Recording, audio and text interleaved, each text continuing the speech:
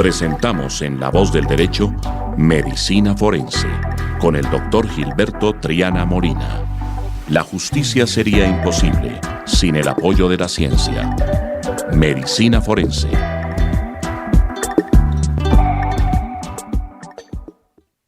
Amables oyentes, para mí es un placer saludarles. Les habla Gilberto Triana Molina, con la dirección del doctor José Gregorio Hernández Galindo, y tenemos hoy un invitado, al doctor David Useche. Además, tenemos otros invitados como el doctor Fernando Zapata, la doctora Luz Miriam Montañez del Orduy, quien se nos excusó porque está por allá en Girardot y no alcanzó a llegar, pero el doctor Fernando no demora en llegar. Y el doctor José Gregorio Hernández, que porque está terminando su obra de los 30 años de la Constitución del 91, entonces también se nos excusó, pero sí podemos hacer un programa sobre el plagio. Bienvenido, mi apreciado doctor David Useche. Tengo entendido que usted es egresado de la Universidad Externado de Colombia con una especialidad en Derecho Comercial, pero algo muy específico, que es en Derecho de la libre competencia de comercio. Bueno, no sabía que existía esa especialidad, mi apreciado doctor, además de ser especialista en derechos de autor. Bienvenido, mi apreciado doctor. Gilberto, muchísimas gracias, y a toda la audiencia, un gusto estar con ustedes compartiendo esta mañana. Bueno, pues hoy vamos a tratar un tema muy específico.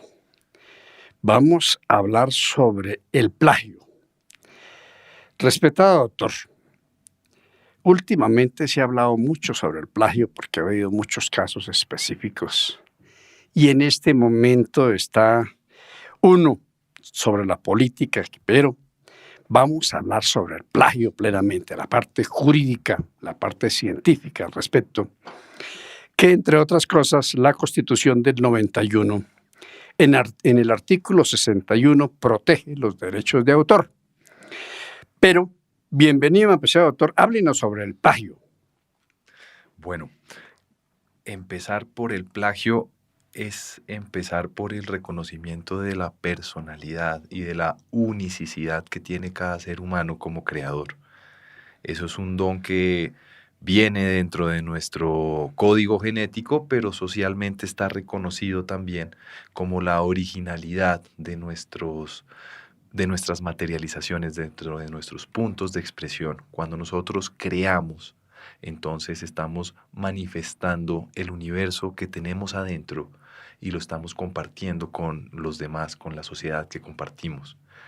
Hablamos de plagio cuando de manera metódica podemos estar apropiándonos de los esfuerzos creativos de otras personas y reconociéndolos a título propio. Entonces, hay unas pequeñas líneas grises donde podemos estar hablando de plagio, donde podemos estar hablando de piratería y donde podemos estar hablando de usos no autorizados. Estas son las tres líneas que debemos tener en cuenta cuando estamos hablando de usos de obras o de contenidos no autorizados, plagiados o pirateados, que tienen un enfoque diferente, aunque estamos en la misma área. Es usos que no nos corresponden y que no hemos tenido permiso para poder usar. O sea que el plagio vendría siendo la utilización del material intelectual de una persona sin la debida autorización, ¿verdad? Sí, pero como estamos en el mundo del derecho, Gilberto, no es solo un tajante sí, también hay zonas grises. Podemos tener, por ejemplo, autorizaciones parciales, donde podríamos estar cometiendo un plagio porque estamos haciendo un uso extralimitado y más bien no reconociendo esa extralimitación. O sea, un ejemplo. Un ejemplo, estamos haciendo una cita de un libro, es una excepción válida dentro de la ley de derechos de autor, y esta cita resulta ser gran parte de nuestra obra escrita, por ejemplo. O sea, se hace la cita y se hace la mención respectiva jurídicamente hablando, Sí, señor. pero prácticamente se copia el libro. Exactamente.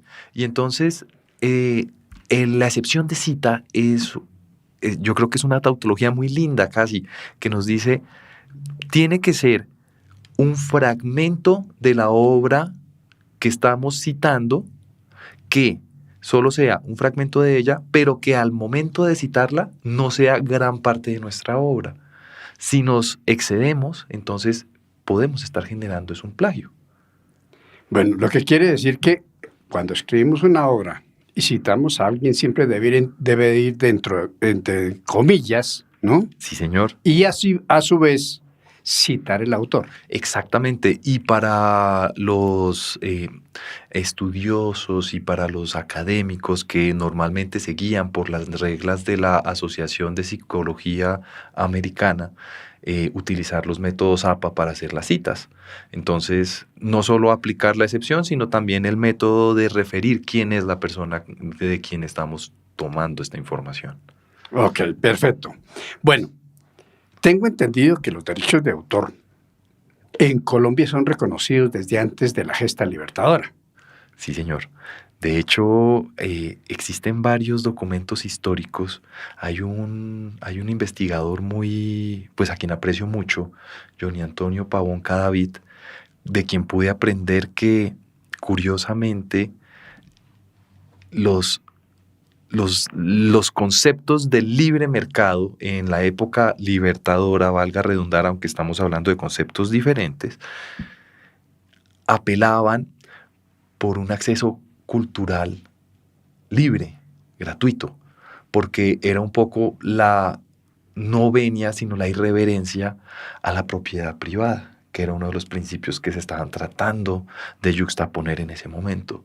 Por el otro lado, los conceptos un poco más conservadores, un poco más realistas, en el sentido de respeto a la corona, tenían ese respeto a la propiedad privada. Entonces, curiosamente, quienes iban de un lado y quienes iban del otro, iban por un lado.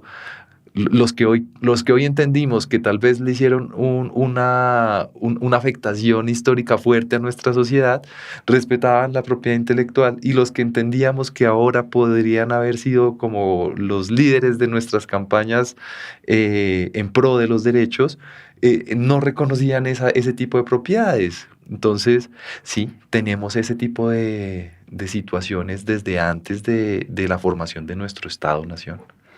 Bueno, además hay leyes vigentes actuales, Sí, señor. que entre otras cosas castigan un poco más fuerte que las anteriores, porque la ley 23 de 1982, que entre otras cosas, una de las promotoras fue la doctora Luz Miriam Montañez del Orduy, Sí, señor. que en esa época era la directora nacional de derechos de autor. Así es. ¿Ve? Pero que se nos excusó en venir. Y actualmente esa ley fue reformada, ¿verdad? La ley 23 del 82 es una ley que ha tenido varias reformas. Está vigente, pero en el plagio fue reformada. Sí, señor. Fue reformada. Bueno, ¿cuál fue la ley que reformó ese plagio? Ley 1915 del 2018, si no me falla la memoria. Y la 1022 del 2006. Ah, bueno, sí, señor, claro que sí.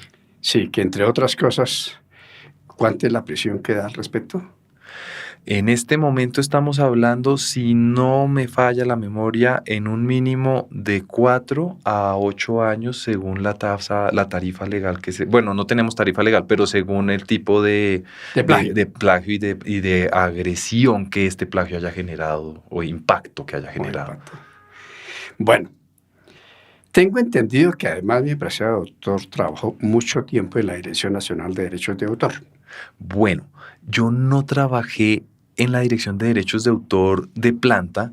Lo que sí hicimos fue un proyecto muy bonito donde nos fuimos por toda Colombia a capacitar colombianos en materia de derechos de autor. Entonces, hay lugares de Colombia donde podemos decir el derecho de autor ha llegado, y ha llegado académicamente tratando de explicar las bases del mismo. Entonces, esto fue, pues, para no faltar a la verdad, lo que hicimos fue un contrato donde nosotros le prestamos los servicios a la entidad, viajando a varios lugares de Colombia y formando artistas, empresarios y alumnos que querían enfatizar en la materia. Pero de todas maneras dependían del Instituto Nacional de Derecho de Por Autor. supuesto que así, nuestro supervisor de contrato era funcionario y los objetivos se cumplían en pro de la misión de la Dirección Nacional de Derecho de Autor. Bueno, hay una cosa específica. ¿Cómo se comprueba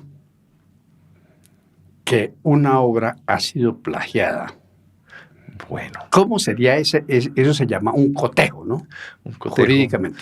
Sí, claro que jurídicamente, claro que literalmente un cotejo es una comparación, ¿no? Un parangón. Aquí lo que tenemos que partir es de dos conceptos que llaman la doctrina el plagio servil y el plagio intelectual.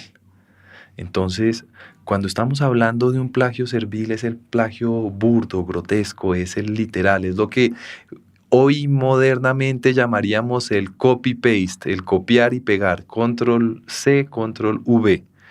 El plagio intelectual es lo que en términos más específicos podríamos llamar una paráfrasis, que es modificar el orden, el sentido, incluso las palabras, pero que el resultado final termine llevándome a las mismas conclusiones que la obra inicial. Ese es el plagio intelectual. O Sí, sea, señor. siempre hay el que no le cambian absolutamente nada, sino que copian y pegan. Exactamente. Y la paráfrasis, que es donde hay un esfuerzo intelectual. No necesariamente un plagiador es una persona perezosa. Puede ser perezosa, pero hace su esfuerzo para no parecerlo. Ya lo que quiere decir que de todas maneras siempre sigue siendo plagio, pero ya con un aporte, o sea, una obra prácticamente nueva. Pareciera una obra nueva. Ahí sí es donde surge el parangón o el cotejo, porque tenemos que llegar entonces a que con ninguna duda tengamos una obra frente a la otra que nos esté enviando el mismo mensaje. Ok, lo que quiere decir que de todas maneras, así se le haya cambiado en la parte interna, puede ser hasta el 80%, llega a una misma conclusión. Sí, a mí no me gusta hablar mucho de porcentajes porque se vuelven luego leyendas urbanas en las correrías, en el hablar de nuestra sociedad. Más que hablar de un porcentaje es llegar a la conclusión que mi conclusión al leer el documento, uno, puede ser la misma conclusión a la que llegué al haber leído el documento 2. Y no solo eso, sino que las ideas que van evocando de mi momento de lectura o de mi momento de retroinformación son las mismas de la lectura 1, de la lectura 2. Ya, entre otras cosas. Entre otras cosas, por supuesto. La propiedad intelectual protege los derechos de una obra, pero las ideas no, ¿verdad? Coméntenos al respecto. Bueno, entonces esto es un principio fundamental del derecho de autor y es que no se protegen las ideas porque es una prueba diabólica, es imposible lograr proteger una idea. Entonces, en lo que se enfocó el derecho de autor desde el inicio fue, para nosotros es más importante proteger el medio o la materialización de la obra, es decir, ese proceso intelectual y esfuerzo que ha generado el autor, que es una persona natural, de sacar de su mente un concepto o una mezcla de conceptos y volverlo, materializarlo en una obra. No, en este caso nos estamos enfocando mucho en las obras literarias, pero puede ser de cualquier tipo y plagios hay en cualquier área de obra. Esta es La Voz del Derecho. Hablando de plagios, en las obras musicales, Sí, señor. El plagio, antes se comentaba que había un permiso sin consultarle al autor hasta de 8 compases para poder de pronto utilizar eso. ¿Qué de cierto es eso? Como le decía Gilberto antes, es una leyenda urbana, es un mito, es una correría que se ha venido hablando en nuestra sociedad, pero es totalmente falso. Conozco casos en donde han llevado a juicio incluso tararear uno o dos compases de una obra, ni siquiera interpretarlo musicalmente, tararearlo en televisión, por ejemplo. Bueno, resulta que un caso específico, Sí, señor. el de la pollera colorada. Sí, señor. El de la pollera colorada, el autor de la letra es uno. El de la música es otro. Pero quien realmente hizo la introducción y produjo la obra, nunca le han reconocido. Porque, por un lado, está Madero, Sí. que entre otros que el maestro todavía está vivo, tiene 100, o cerca de 100 o más de años. La dicha de vivir en Sí, unos es- climas exquisitos. Sí, extraordinario, un gran maestro. Y por el otro lado está el que murió hace poco, que se me escapó ahorita el nombre, Choperena ¿será? Choperena, que fue el quien Interpretó. interpretó y quien tenía parte de la letra. Exactamente. Pero a Pedro Salcedo, que realmente fue el autor de la música en sí, nunca se le ha reconocido. Sí. Bueno, esto es como nuestro gran Macondo. Tenemos una suma de muchas cosas. No es la única historia, Gilberto. Aquí sí aplica un principio fundamental y es que es primero en el tiempo, primero en el derecho. Entonces, el que primero alzó la mano y dijo, esta obra es mía, se reconoció como tal, que esa obra era suya. Luego, los que alzaron la mano después ya se tuvieron que esforzar para demostrar que la afirmación inicialmente hecha no era real. Y entonces históricamente se nos vuelve una bifurcación entre lo probatorio y lo que socialmente se ha escuchado. Por supuesto, fundados en un Estado social de derecho donde lo que nos dicen es las leyes y la jurisprudencia, pues tenemos que ceñirnos a ello.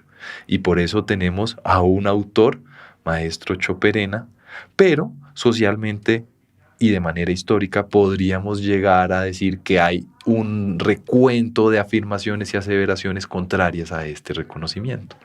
Es que precisamente la introducción de la pollera colorada, que es la más famosa, entre otras cosas, esa introducción ya en 1930-1935 la tenía Pedro Salcedo en otra obra de él.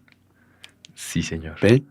Entonces, esa es una prueba fehaciente, ¿ve? Pero que nunca se ha reconocido, Se ha podido reconocer.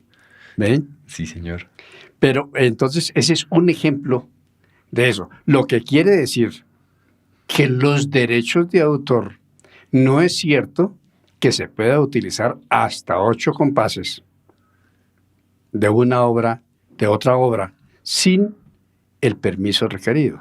Exactamente. Ahí debemos reconocer que a pesar de estar en una sociedad donde partimos del principio de la buena fe, hay situaciones que están por encima, infortunadamente, de este principio y que se nos vuelve ya es un debate o un dilema que el derecho está para resolverlo, pero que tardaría un par de años lograrlo. De hecho, el caso de la pollera coronada no es el único que conozco.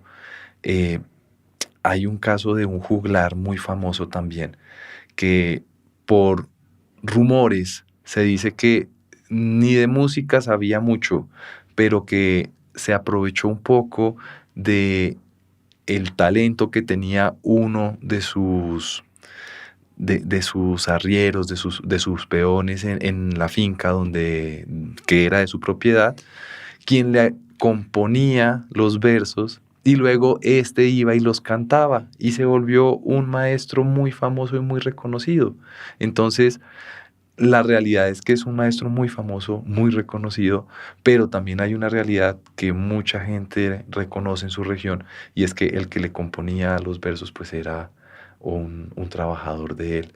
Y esto es particularmente importante porque vamos a otro principio del derecho de autor, y es que solo puede ser creador el ser humano, y después se puede derivar uno de los dos grandes líneas de derechos que tiene la obra, que son los derechos patrimoniales, es decir, la explotación económica de la obra, pero los derechos morales siempre van a estar en cabeza de esa primera persona que creó.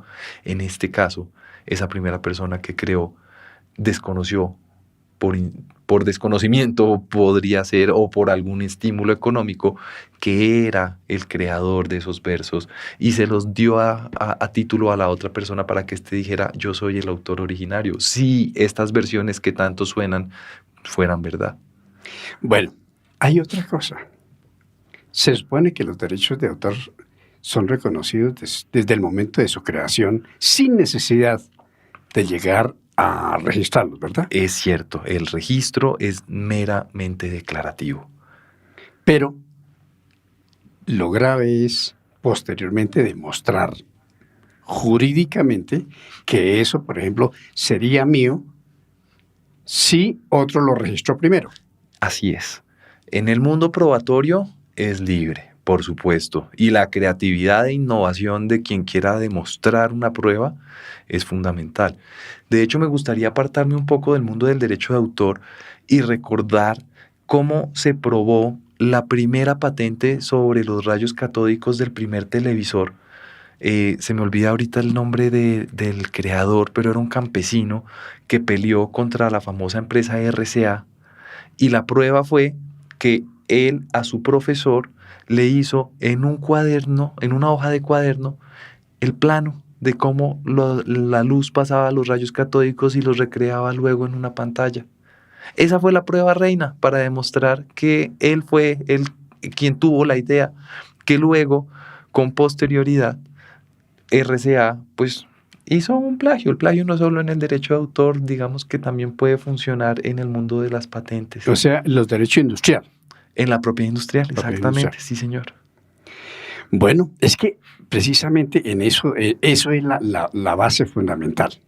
Aquí estamos con una cantidad de leyes específicas, pero que poco se aplica. Así es.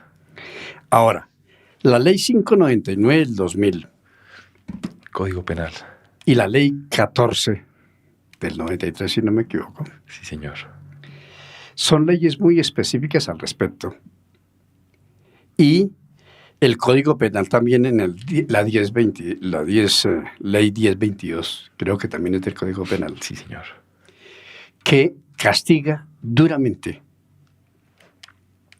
esto. ¿Por qué entonces se sigue haciendo eso? Bueno, ahí hay incluso un debate filosófico muy fuerte, Gilberto, y es: ¿realmente el derecho de autor debería ser perseguido por la ley penal? Solo, digamos, de manera muy neutral, quiero manifestar que existe ese debate.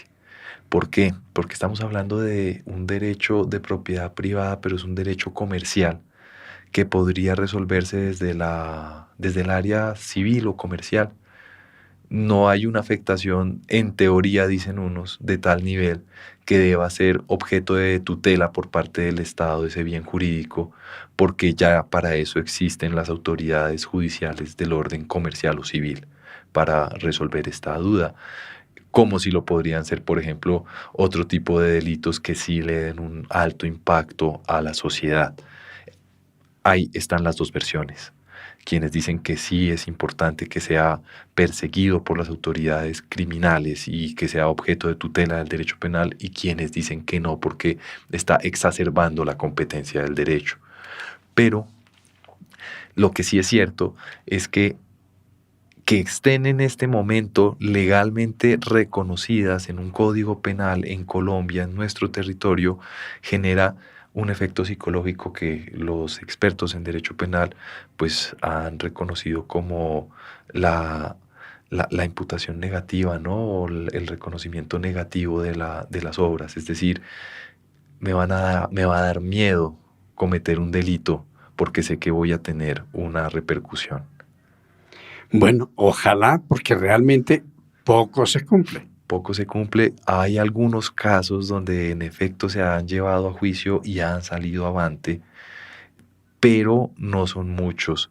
Y valga aclarar, o no aclarar, sino a concepto personal, Gilberto, llevar a juicio un caso, a juicio penal además, un caso de propiedad intelectual es de alta complejidad, porque el aparato criminal a través de la fiscalía requiere que el fiscal encargado tenga las pruebas suficientes para decir nos vamos a juicio, porque en un estado tan garantista de los derechos humanos, caso que no tenga pruebas fuertes, sólidas y que no tengan la forma de demostrar que hubo una afectación real al bien tutelado, se caen por lo mismo que le estoy manifestando.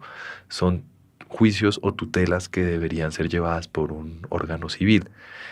Quisiera recordar un caso que tuve por allá en Barranquilla, con un caso de unas marcas y una falsificación marcaria. Entonces llegamos a la audiencia, pero estas son audiencias de corrido. Y llegamos un poco antes, por supuesto, porque pues el sistema está un poco congestionado y la idea es ayudar a que evacúen rápido. Y de pronto nuestra juez recibió adelante de nosotros un caso de un homicidio además dentro del núcleo familiar. Parte de la conclusión en su sentencia, en nuestro caso, fue un jalón de orejas a la fiscal y a mí como abogado de la víctima, donde nos dijeron, se acaban de dar cuenta que estoy ahorita resolviendo un caso donde un marido asesinó a su mujer y ustedes me vienen a decir que es terrible para la nación que utilicen unas marquitas. Y entonces ahí es donde uno dice, ¿quién está llegando a conocer este tipo de casos y por qué nuestro sistema jurídico permite que no haya una especialidad en casos tan particulares? Por ejemplo, y lo reflexionaba yo, mi especialización es en Derecho de la Competencia y Libre Comercio y lo enfoqué todo el tiempo a la propiedad intelectual, en específico al derecho de autor. Decía, ¿por qué no hay jueces que también tengan este tipo de competencias, sino que desafortunadamente les toca ponerse a revelar todo su conocimiento en todas las áreas donde en algunas no tienen gran nivel de detalle? Bueno, mi apreciado doctor David realmente llegó a un punto muy específico. De ahí que la Dirección Nacional de Derechos de Autor actualmente es un tribunal que resuelve estos casos. Así es. Con la diferencia que este no es penal, sino es civil. Es civil, exactamente. Y además, al ser especialista en una especialidad única y exclusivamente en derechos de autor, es muy bueno, pero que no tiene herramientas porque no tiene la cantidad actual de personal para poder realmente dirimir eso. ¿Por qué estamos en esas condiciones? Bueno, esto lo diría no por el principio de economía procesal, sino por falta de economía procesal. Y es que, bueno, a pesar de que el país desembolsa grandes recursos a nuestro sistema judicial, la Dirección Nacional de Derecho de Autor, con la competencia que le dio el nuevo o el Código General del Proceso, si no me falla la memoria es el artículo 23 o artículo 24, fomenta la generación de órganos judiciales técnicos a través de los entes administrativos de gobierno. La dirección fue uno de estos beneficiados y fundó el área Fernando Inestrosa para resolver los conflictos que en materia de derecho de autor surgieran.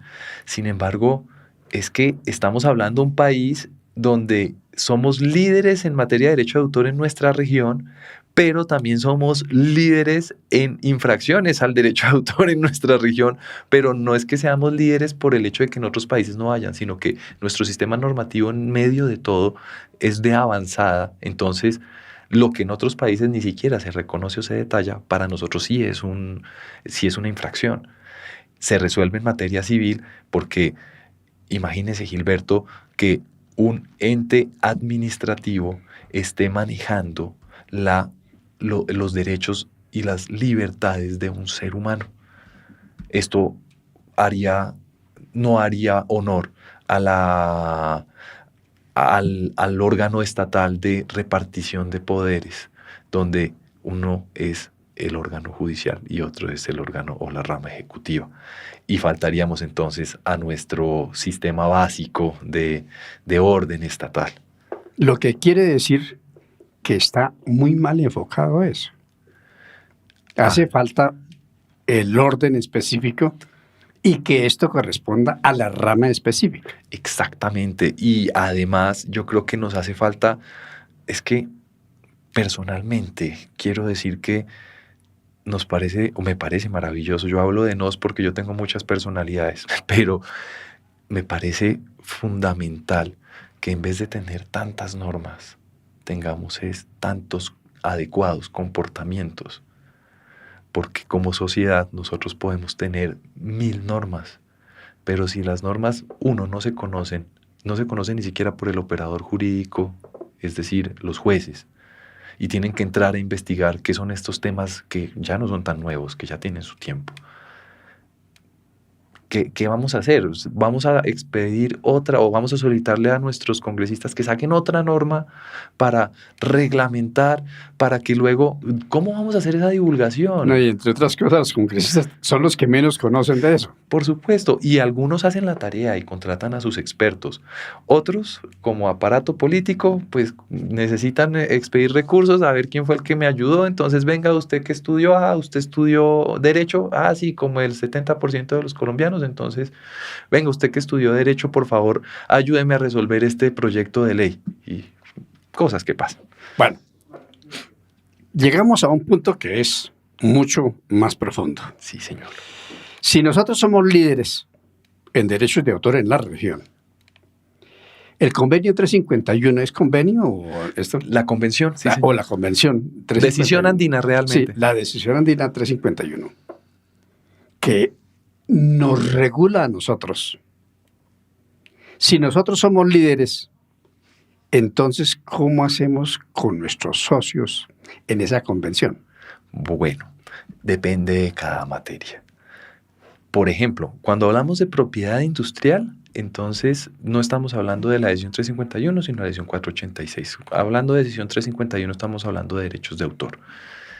La decisión 351 nace del convenio de los acuerdos de Cartagena para hablar de una economía comunitaria, donde inicialmente estaban adscritos los países andinos de la República de Venezuela, la República de Ecuador, la República de Bolivia y la República de Colombia. Estos 4 países tenían entonces el propósito de hacer algo así como lo que hace unos años llamábamos acuerdos de libre comercio. Y era un acuerdo de libre comercio tetrapartita. Estos 4 países, entonces, en varias áreas específicas, tenían la forma de regularse entre sí para no tener que entrar a dirimir o resolver con la legislación de un país frente a la legislación de otro. ¿Y qué hacemos con el comercio entre nosotros? Entonces dijeron, en ciertas materias lo que vamos a hacer es a tener un sistema homogéneo. La decisión 351 nace para indicarle a cada uno de los países cómo deben ser los parámetros básicos, mínimos, para poder desarrollar el derecho de autor dentro de sus territorios y que sea homogéneo o que tenga una forma de homogeneizarse con sus congéneres, o sea, los otros países de la comunidad andina. en momento de presidencia del fallecido Hugo Chávez, el país venezolano se retiró de la comunidad y empezó a generar su propia regulación en materia de derechos de autor, lo cual para la comunidad fue una gran dificultad porque cambiaron términos, cambiaron mecanismos y cambiaron el régimen. Entonces, esto hace que el sistema homogéneo pues pierda un poco sus contactos y empiece a distanciarse. Y eso, digamos, trabajar en ese sentido puede ser un poco más incómodo para los otros tres países, para trabajar con Venezuela. Sin embargo, los otros tres países continuamos. ¿Y qué tenemos como base? Pues tenemos como base los principios. No se protegen las ideas, se protege la materialización de las ideas. Todo ser humano es el que puede ser creador. Tenemos derechos patrimoniales y tenemos derechos morales.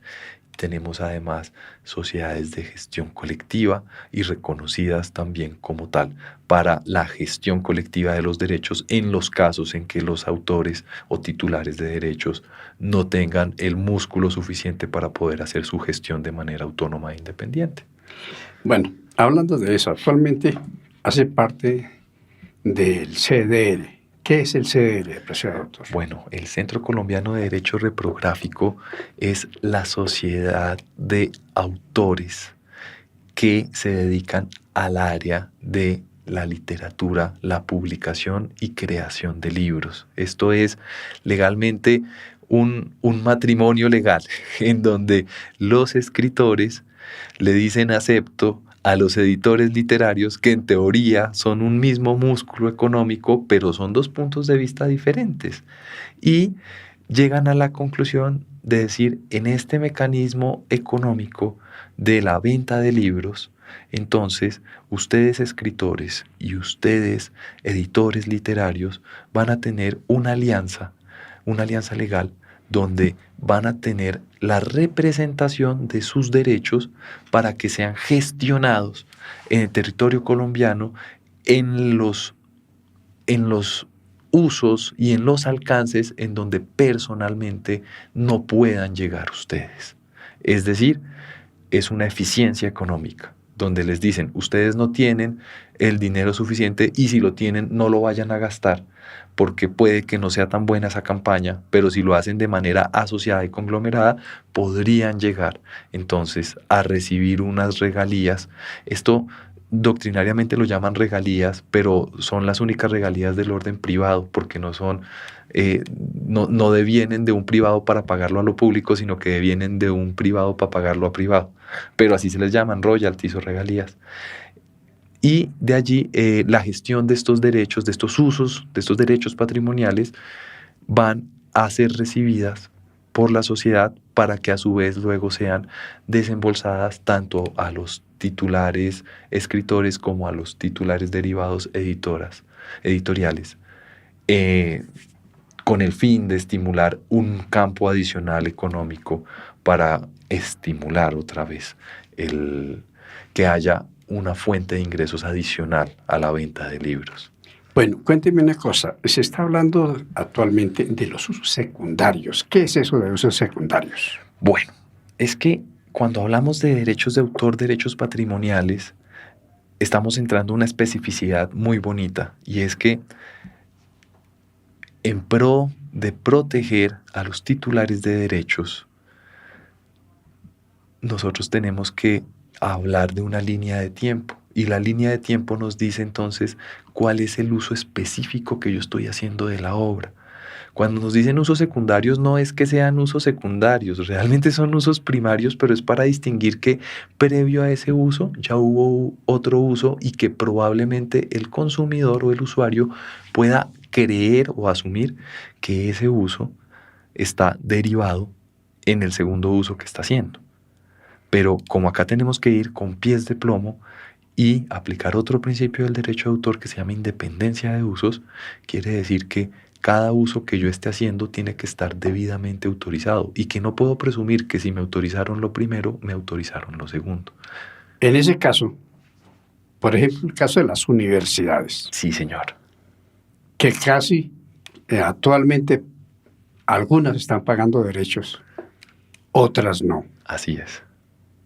¿Cómo es ese caso de las universidades en Colombia y en el mundo? Bueno, entonces las universidades tienen varios usos dentro de los consumos que hacen de las obras literarias. Por un lado tenemos el uso que hacen en las bibliotecas, pero también dentro de ellos tenemos el uso del acceso a las bases de datos y además el acceso que se tienen a las obras en físico y en digital y la posibilidad además de tomar fotocopias. Bueno, en este caso, el caso de las universidades, Sí, señor. ¿cuál es el uso primario y cuál es el uso secundario? Bueno, el uso primario es el acceso a la obra, tenerla disponible. Hacer copias de esta obra es el uso derivado. Ok, lo que quiere decir que si yo compro este libro Sí, señor. y yo lo leo, es mi uso primario. Exactamente. Pero si se ¿Y cuál es el secundario? ponerlo en disposición dentro de una plataforma pública para que otras personas puedan acceder a él. Ok, lo que quiere decir que eso es lo que las universidades deben de pagarle al autor y al impresor o al editor. Exactamente. Ok, que eso quede muy claro, porque realmente eso casi nunca ha estado explícito. Y por eso, pues las universidades tenían razón. Si yo compro este libro, ¿no? Para que mis estudiantes se preparen con él. ¿Cómo es posible que me estén cobrando más? Claro. Esto tiene muchas particularidades y ahí tendríamos que hablar de otra excepción, que no solo es la excepción de bibliotecas, sino que estamos hablando de bibliotecas digitales, como se ha vuelto hoy en día, que nos da un uso que nace en la década de los 90, cuando descubre la regulación del derecho de autor que el mundo se está digitalizando. Y entonces dice, tenemos que empezar a regular ese mundo porque esto ya no es tan físico como lo pensábamos. Ya se volvió también un lenguaje algorítmico y un lenguaje binario que se recrea a través de pantallas. Entonces dicen, ¿qué pasa con estos usos? Cuando yo tengo la vocación de poner o manifestar al público una obra, eso se llama comunicarla al público. Es que yo quiero que la gente la conozca. Cuando yo dispongo de esa obra de manera digital en una plataforma conectada a través de un sistema de comunicación electrónico, lo vamos a llamar entonces puesta a disposición. Este es un segundo uso. Y este segundo uso es el uso que debemos entonces autorizar adicional, porque yo estoy consumiendo la obra con un propósito, pero cuando estoy permitiendo que otros la consuman, entonces estoy generándole una pérdida efectiva de ganancia al autor. Y para eso quisiera comentarles que en el sistema legal colombiano hablamos de la regla de los 3 pasos. Es una regla muy bonita donde nos dicen, hay excepciones al derecho de autor, es decir, señores abogados de derechos de autor y titulares de derechos de autor, derechos sobre las obras artísticas, literarias o científicas. Ustedes pueden exigir que se usen las obras, pero tampoco sean tan exagerados. Hay unas excepciones y hay unos parámetros donde les vamos a decir, no abusen de su derecho, hasta aquí llega su derecho y de aquí para adelante el consumidor también tiene facilidades de uso. Además de establecer legalmente algunas excepciones, como estas dos que he esgrimido en el día de hoy, el derecho de cita y el derecho de uso o acceso a bibliotecas, hay una regla donde dice, nosotros, o más bien lo dicen los legisladores, nosotros no nos podemos sentar a analizar todos los días cuáles son excepciones y cuáles no son excepciones. Más bien debemos decirle al juez, al operador jurídico, cómo identificar cuándo puede estar en presencia de una excepción al derecho de autor y cuándo no. Y parte de esta regla de los 3 pasos, la condición número 3, y aquí empato a la idea que estaba desarrollando antes, es que el uso de la obra no afecte el interés económico natural del autor. Entonces, regreso. si yo estoy afectando el interés económico natural del autor, a pesar de que la obra la esté compartiendo de manera gratuita y a pesar de que no tenga un ánimo de lucro, por ejemplo, aunque una universidad que normalmente está constituida como una ESAL, una entidad sin ánimo de lucro, tiene un propósito lucrativo. Lo que pasa es que el lucro no se va a repartir en utilidades, sino que se va a repartir es en reinversión de la entidad. Pero esa reinversión, el autor no va a ver ningún centavo, a menos que la universidad tenga su propia editorial, por supuesto. Entonces eso es un punto de vista muy importante. Bueno, como hoy se está hablando es de plagio. Sí, señor. ¿Qué hacer con esas tesis? Porque eso es lo que nos llevó a hacer este programa. Sí, señor. Que resulta que no son originales, sino son de otras personas. Pero lo que ocurre con las tesis es que la mayoría de profesionales que terminan su carrera a veces no tienen tiempo de hacer la tesis y le pagan a otra persona que se lo haga. Sí. Entonces, ahí ¿cuál es realmente el que infringe la ley? El que figura en la tesis porque pagó o el que copió y le hizo mal la tesis. Bueno, como estamos en un mundo teórico y aprovechando que Gilberto es médico, yo creo que vayamos a la base de la solución de todas las enfermedades que tenemos como humanidad. ¿Es mejor una medicina o es mejor una prevención a la enfermedad? La prevención. Por supuesto. Las universidades, estas industrias educativas que reciben recursos grandes, no solo por los pagos de matrícula, sino también por esta recaudación de donaciones que tienen, que ya hoy en día es efectivo en la China y en Estados Unidos y en el resto de la plataforma universal mundial. ¿Qué le estamos diciendo a nuestros alumnos de pregrado, que son a los que les estamos exigiendo y formando para que saquen un título fuerte y digan, soy egresado acá?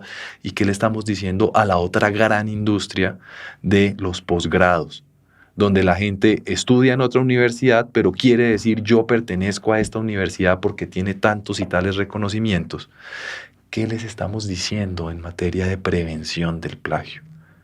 Entonces, si me lo preguntas, inicialmente yo te digo, ¿quién es culpable? Culpable es el que éticamente pagó por hacer algo a lo que se comprometió en un contrato de matrícula a hacer para poder obtener su diploma. Pero como estamos en una industria y no estamos en un sistema educativo, entonces el problema es de todos. El problema también parte de las universidades que erigen una política de derechos de autor, pero no son capaces de generar unas materias para decirle a los autores, es decir, a sus propios alumnos, uno, cómo van a ir los porcentajes de participación de las obras cuando las creen. Tú le preguntas a cualquier egresado de pregrado y de posgrado y muy pocos saben qué porcentaje de derechos patrimoniales van a tener del resultado de su investigación o de su tesis. Uno. Dos, tampoco van a tener una persona que les esté acompañando y diciendo metodológicamente ustedes qué están haciendo, qué no están haciendo. Y esto es muy importante. Y tres, de manera general, nos está haciendo una clase de introducción donde se les diga, miren, esto es plagio, esto no es plagio. Entonces, quiero contarte un caso que lo llevé pro bono hace unos años y por supuesto no voy a decir nombres ni universidades, pero el alumno, puede ser de cualquier género, le enviaron a hacer una investigación y parte de esta investigación era hacer entrevistas a público especializado. Y resulta que el público especializado que este alumno investigó se fundó en un artículo de periódico por allá de los 80 que era muy de avanzada. Y sobre ese artículo de periódico montaron una industria que consultaba mucha gente en la ciudad. Entonces, cuando consultaron al público especializado, pues esta persona les dijo, yo hago esto, casi que transliteró el artículo de periódico y lo volvió su negocio. Y eso fue lo mismo que le dijo a este alumno para que pues reportara en su investigación. El alumno muy juiciosamente lo reportó y cuando volvió a la universidad a presentar su documento le dijeron, si es que yo hice este artículo hace 20 años, plagio y se me va de la universidad. Y entonces pues me llama la madre del alumno preocupada y me dice, me van a sacar a mi hijo de esta universidad y era nuestro sueño que se graduara de acá. Y yo les dije, pero espera un momento. Pregunta número 1. ¿Qué hizo la universidad para enseñarles y explicarles qué es plagio? Y la respuesta fue nada. Conclusión, ¿qué hizo la universidad? Discúlpenos, continúe. Esa Correcto, materia. primero. Y segundo. Y segundo, nosotros desde la casa tenemos y sabemos que es un robo, un plagio es un robo, o sea, eso no nos deja de lejos. Entonces, institucionalmente esa es una solución, pero es que ¿en qué país nos estamos cocinando? Perdóname el adjetivo. Queremos ser líderes, queremos ser reconocidos por algo bonito, construyamos un país bonito. Pero, sí, ¿y la ética? Fundamental.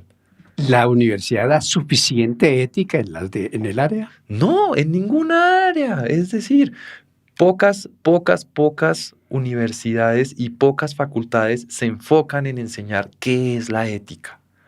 Quiero decir con orgullo que hubo una universidad en donde dicté clase, que ya por tiempo no me dio, donde me invitaron a generar el módulo de ética de la comunicación. Y era toda una clase de un semestre donde se analizaban todos los códigos de ética del comunicador, tanto corporativa como periodismo, donde llegábamos al análisis y decir, oiga, es que hacer comunicación es un acto igual de importante que un médico, igual de importante que un arquitecto, igual de importante que un ingeniero. O sea, un acto de comunicación no ético puede ser una tragedia igual o más grande que la del edificio Space en Medellín. Es gravísimo y para mi concepto, la comunicación quizá es más importante que cualquier otra área. Sí, señor. Porque va directamente a toda la comunidad, no sabe a quiénes va a llegar. Exactamente. Y cuando a esto le mezclamos conceptos de psicología del consumidor, de mercadotecnia, y entender cuál es la respuesta real y natural del consumidor respecto a la información que le estoy dando, nos damos cuenta que nuestro público objetivo está pensando lo que nosotros le estamos queriendo decir que piense. No estamos invitándolos a que tengan su propio criterio. Lo que quiere decir que el plagio en las tesis no es una falla plena educativa. Sí, señor. Y el sistema educativo, y perdóname lo revolucionario, es una falla plena en sí misma, porque se volvió un negocio y no un propósito de construir sociedad. Y de construir ser humano. Exactamente. Bueno, gracias, mi apreciado doctor, por habernos acompañado, porque los otros invitados no nos llegaron. Y espero tenerlo en otra oportunidad por acá, mi apreciado doctor David Usechi. Es un gusto, Gilberto. Acá siempre a la orden y feliz de que me inviten. Y vamos a tener varios programas al respecto, porque realmente este es un tema muy amplio que es indispensable que la sociedad lo conozca. Sí, señor. Amables oyentes, nos acompañó hoy en el Audio Master don Luis Daza.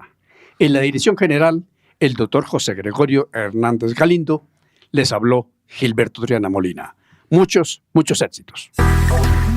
Hemos presentado en La Voz del Derecho Medicina Forense con el doctor Gilberto Triana Molina.